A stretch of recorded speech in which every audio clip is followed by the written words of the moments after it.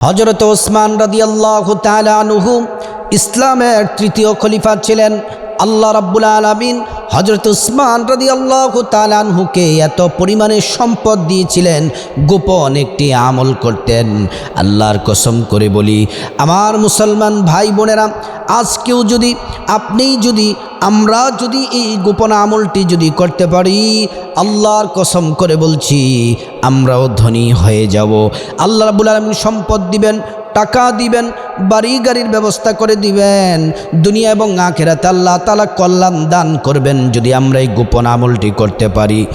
আল্লাহর রাসূল সাল্লাল্লাহু আলাইহি ওয়াসাল্লামের কাছে একজন ভিক্ষুক আসলো। ভিক্ষুক আইসা প্রিয় নবী মুহাম্মদ সাল্লাল্লাহু আলাইহি ওয়াসাল্লামের কাছে সাহায্য চাইলেন। আল্লাহর রাসূল সাল্লাল্লাহু আলাইহি ওয়াসাল্লামের পকেটে কোনো টাকা ছিল না, নবীজির কাছে সাহায্য দেওয়ার মতো কোনো কিছুই ছিল না। আল্লাহর নবী বললেন, ও ভিক্ষুক, যাও যাও আমার ওসমানের কাছে যাও। তুমি যদি ওসমানের কাছে যেতে পারো, খালি হাতে তোমাকে ফেরাবে না। যাও, আমি নবীর কথা গিয়ে তুমি ওসমানের কাছে বলবে।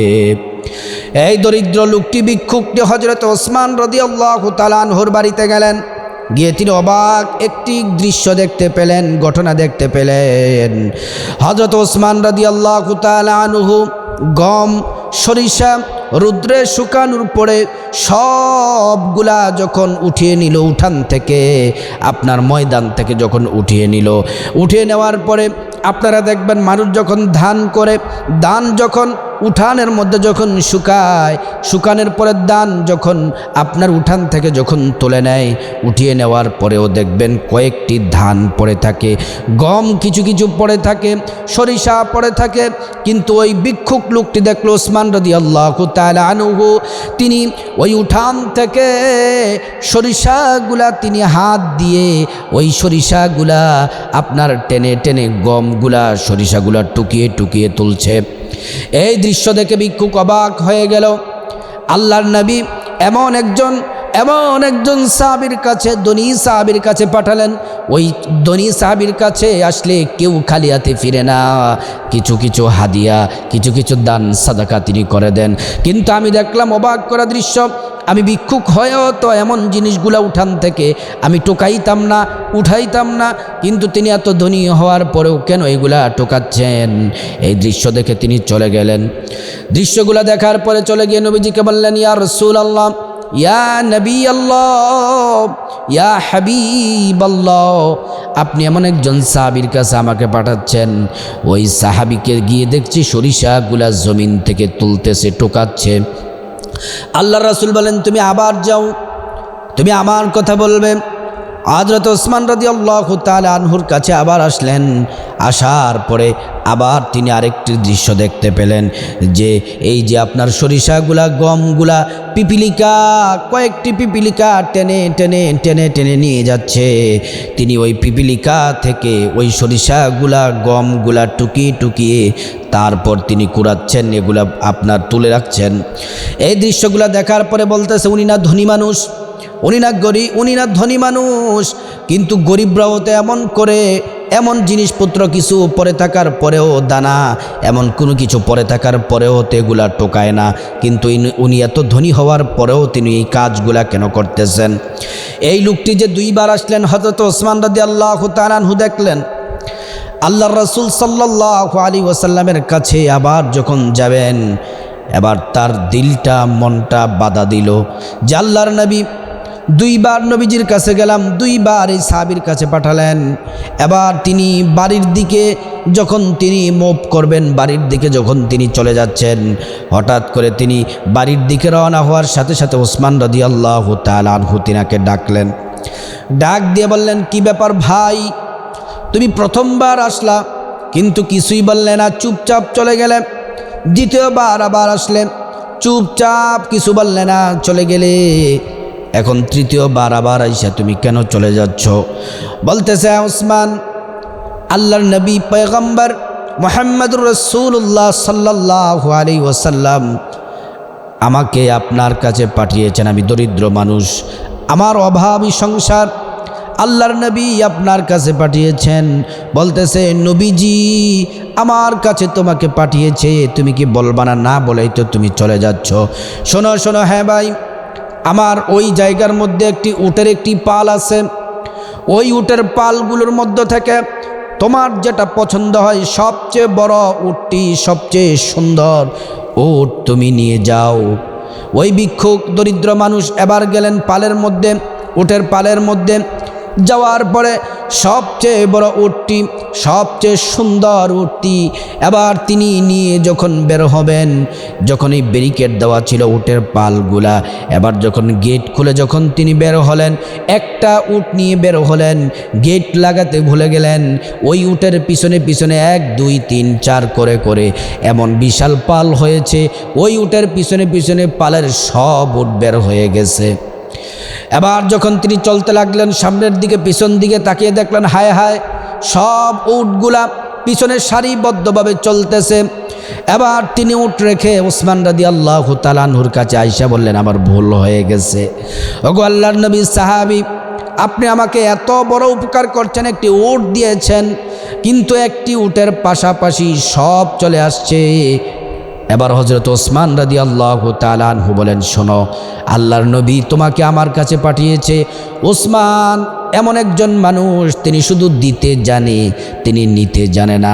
যেহেতু তোমার প্রথম উটটির সাথে সাথে সব উটগুলা সারিবদ্ধভাবে বের হয়ে গেছে, আমি আল্লাহকে রাজি খুশি করার জন্য সব উটগুলা তোমাকে হাদিয়া দিয়ে দিলাম। সুবহানাল্লাহি ওয়া বিহামদিহি। সমস্ত উটগুলা হযরত ওসমান রাদিয়াল্লাহু তাআলা আনহু এই ভিক্ষুককে, দরিদ্র মানুষকে হাদিয়া দিয়ে দিলেন। হযরত ওসমান রাদিয়াল্লাহু তাআলা আনহু কেন তিনি এত ধন সম্পদশালীর মালিক হলেন? কারণ শুধু একটাই, তিনি দান করতেন। তিনি গোপনে দান করতেন, তিনি প্রকাশ্যে দান করতেন। হযরত ওসমান রাদিয়াল্লাহু তাআলা আনহু এমন একজন সাহাবী, আল্লাহর নবীর কাছে গেলেন, গিয়ে বললেন, ওগো আল্লাহর রাসূল, আমাদের কলিজার টুকরা নবীজি, আপনি একটু আল্লাহর কাছে দোয়া করেন, আল্লাহ তাআলা যেন আমার সম্পদ যেন কমিয়ে দেয়, আমার যেন দিনার দিরহাম যেন কমিয়ে দেয়, আমার সম্পদ যেন কমিয়ে দেয়। নবীজি বললেন, ওসমান, তুমি একটি কাজ করো, তুমি যখন খাবার খাবে তখন তুমি যে কোনো বাহনের উপরে বসে খাবার খাবে। হয়তো উটের উপর বসে খাবার খাবে, নয়তোবা ঘোড়ার উপর বসে খাবার খাবে। হযরত ওসমান রাদিয়াল্লাহু তাআলা আনহু খাবার খাচ্ছেন উটের উপরে বসে বসে। খাবার খাওয়ার পরে যখন খাবারের প্লেট থেকে যখন ভাত পড়ে যায়, গম পড়ে যায়, জব পড়ে যায়, তখন তিনি সাথে সাথে উট থেকে নেমে ওই বালি থেকে ওই খাবারগুলা টোকাইয়া টোকাইয়া তারপর তিনি খান। আল্লাহু আকবার। কিছুদিন পরে নবীজির দরবারে আবার গেলেন, গিয়ে বললেন, ওগো আল্লাহর নবীজি, আপনাকে বললাম আল্লাহর কাছে দোয়া করেন, আল্লাহ যেন আমার সম্পদ যেন কমিয়ে দেয়, কিন্তু আপনি আপনার দোয়াতে আল্লাহ রাব্বুল আলামিন আমার সম্পদ আরও বাড়াইয়া দিছে। কারণ কি? নবীজি বললেন, তোমাকে বলছি যে কোনো বাহনের উপর বসে বসে তুমি খাবার খাও, কিন্তু খাবার যখন পড়ে যায় তখন তুমি কি করো? বলতেছো, গো আল্লাহর নবী, খাবার পড়ে যাওয়ার পরে ওই খাবারগুলা টোকাইয়া টোকাইয়া আমি খাই।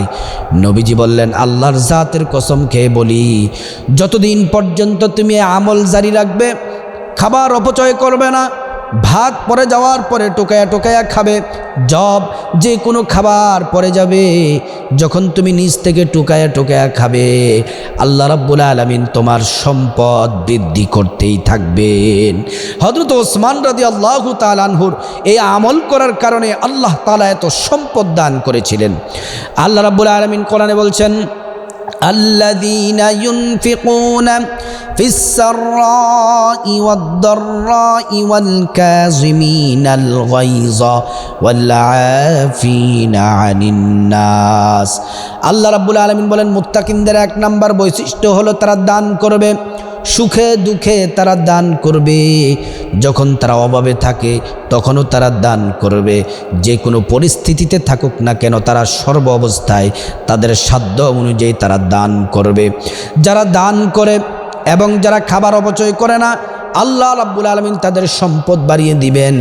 আল্লাহ তাআলা ওসমান রাদিয়াল্লাহু তাআলা আনহুকে সেই জন্য সম্পদ বাড়িয়ে দিয়েছিলেন। আল্লাহর নবী দান করার কথা বলেছেন। মদিনার সবচেয়ে গরিব সাহাবী হযরতে বেলাল, আল্লাহর নবী বলেন, ও বেলাল তুমি আল্লাহর রাস্তায় তুমি দান করো। হযরতে বেলাল রাদিয়াল্লাহু তাআলা আনহুর লজ্জাস্থান ডেকে রাখার মতো শুধুমাত্র এক টুকরো কাপড় ছিল, এই কাপড় ছাড়া আর কিছুই ছিল না। আল্লাহর নবী তারপরেও বললেন, বেলাল তুমি দান করো।